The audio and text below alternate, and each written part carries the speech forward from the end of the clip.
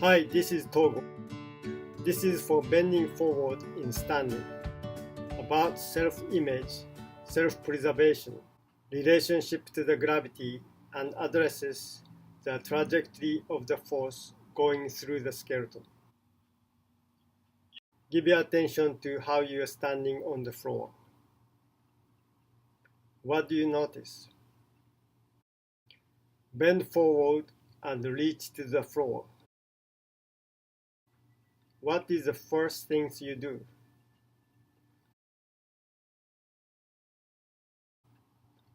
Find out where do you go to. Observe very carefully. Rest for a moment. Soft leg, soft knee. Leave the effort away. Make the movement without effort. Bend forward and reach to the floor again. Notice where you go to without forcing yourself. Stop well short of trying. Find out where you move too easily. You don't have to do everything your mind tells you to do. Leave it and rest for a moment. What keeps me from falling? My muscles. If I simply move my head forward, what would happen? My weight is now coming outside the base of support and fall. If you cut muscle of back of my neck, what would happen? My head would fall forward. If you cut muscles between my shoulder blade, what would happen? I would fall forward. If you cut muscle of my lower back, what would happen? I would fall forward.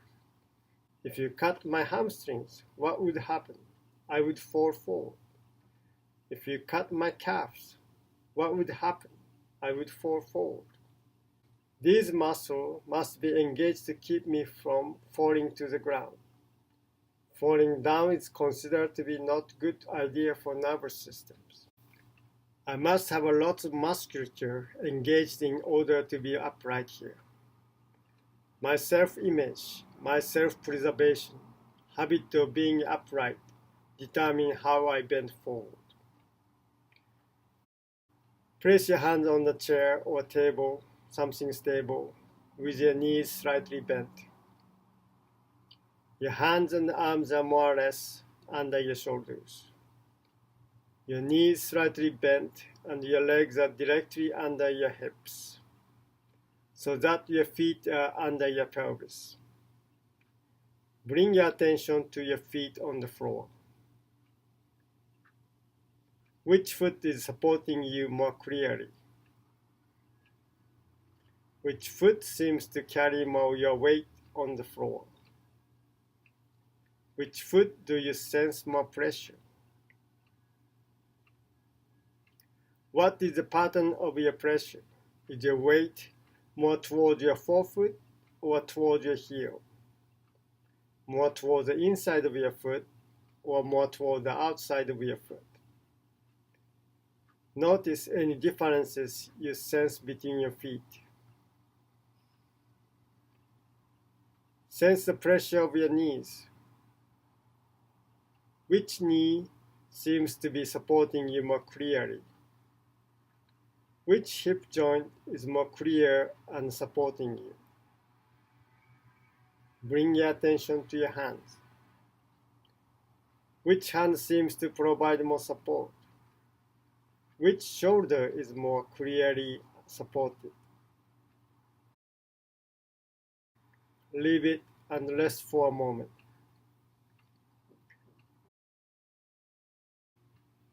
The moment you put your hand on the chair, bigger base of support, 4 points. You're more stable than standing, 2 points. The musculature that was involved in holding you up now are free. It makes possible for you to make exploration you could not do before. Your nervous system has a chance to come up with new behavior which you did not have before. This is learning. Learning is what you do when you don't know what to do. Place your hand on the chair and bend your knees slightly. Make a small movement of lengthening your legs, very slightly. Press through your legs, unfolding and folding your legs just slightly. Which foot presses more onto the floor as you lengthening your legs? Do you feel roll from the inside to the outside or from the outside to the inside? Does one foot roll more? Is there a change in pressure in your heel? Which knee responds more clearly and provides better support? Which hip joint has more clear movement? Which sits bone has more lift up and away from your heel? What direction your coccyx, your tail, is moving as you lengthening your legs? Is your tail tucked in under or lifting? What's happening at your lower back as you lengthening your legs? In what direction your lower back want to move? Moving towards the floor or towards the ceiling? How is your head responding as you lengthening your legs? Is there a sense of your head falling as if to look under towards your pubic bone? Or is there a sense of your head lifting towards the ceiling? Leave it and rest for a moment. We are interested in how we initiate, how we participate, how we recruited the pattern, and what the pattern is. The more clear we know what patterns are, the more we are available to change the pattern. Place your hand on the chair and bend your knees slightly. As you lengthen your legs, lift your tail, lift your head. As you soften your legs, tuck your tail, lower your head. Do a couple of movements.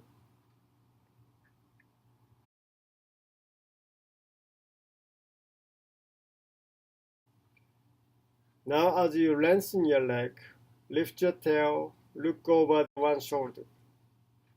And the next time, look over the other shoulder. Repeat several times. You might notice there might be a difference. How your legs support the movement of your head looking over one shoulder and the other. You might find something in your hip joints that support clearly one direction than other.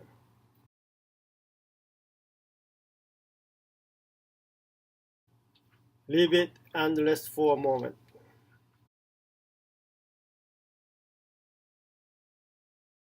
Come back again. Place your hand on the chair and bend your knees slightly. This time, as you lengthen your legs, let your abdomen, especially lower abdomen close to the pubic bone, hang towards the floor. And the weight of your abdomen pull your lower back towards the floor. Arch your back, lifting your tail and lifting your head towards the ceiling. As you soften your knees, draw your abdomen up and in towards the ceiling. Pull your lower back towards the ceiling. Round your back, tucking your tail in and lowering your head towards the pubic bone. Go back and forth several times. As you lengthen your legs, let your lower abdomen hang toward the floor and arch your back, lifting your tail and lifting your head. As you soften your knees, lifting your abdomen away from the floor and round back, tucking your tail in and lowering your head towards the pubic bone. Leave it and rest for a moment.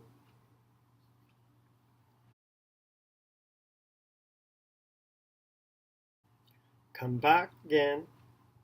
Place your hands on the chair and bend your knees slightly. As you make the movement now, observe how your eyes participate with your head. How is your eyes relative to your head? As you lengthen your legs, lift your tail, lower your abdomen to the floor. As your head lifts, how does your eyes move relative to your head? Do your eyes tend to stay down, or do your eyes tend to move the direction of the head is moving? Make the movement once or twice with your eyes in the direction of the head is moving. As you lengthen your legs, lift your tail, lower your abdomen, lift your head, look up as you look towards the ceiling. As you soften your legs, tuck your tail, lift your abdomen towards the ceiling. Your head comes down, look down as you were to look into your pubic bone. Repeat several times.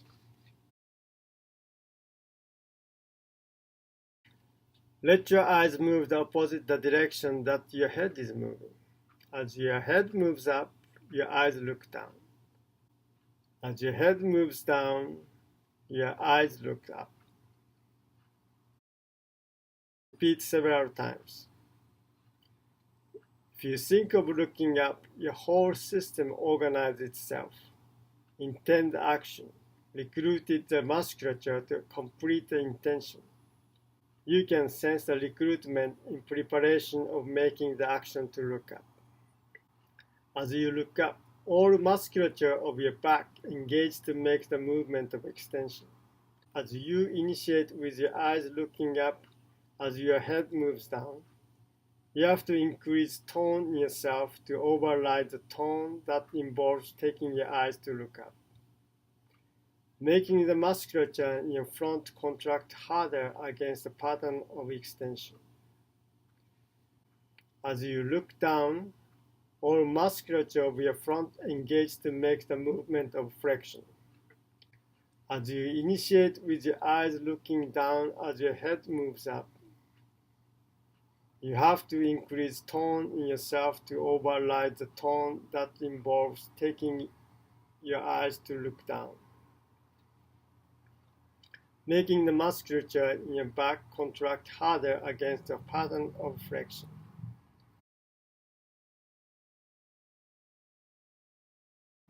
Which eye leads the movement? Let the other eye lead the movement. Notice how this changes to your hands, your abdomen, your hip joints, side of your neck, and your coordination. Now move your eyes once again with your head. When you move with your eyes in the same direction, you don't have that tone inhibiting you anymore, and invite the deeper tone available to move. You can go easily, smoother, and farther. Leave it and rest for a moment.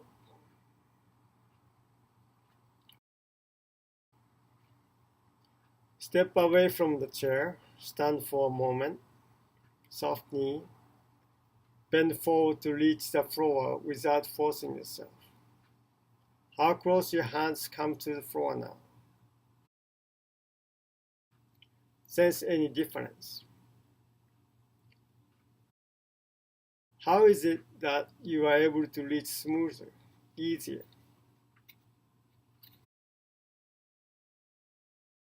When you started the movement by bending forward to go to the floor, you worked with more effort to hold yourself up.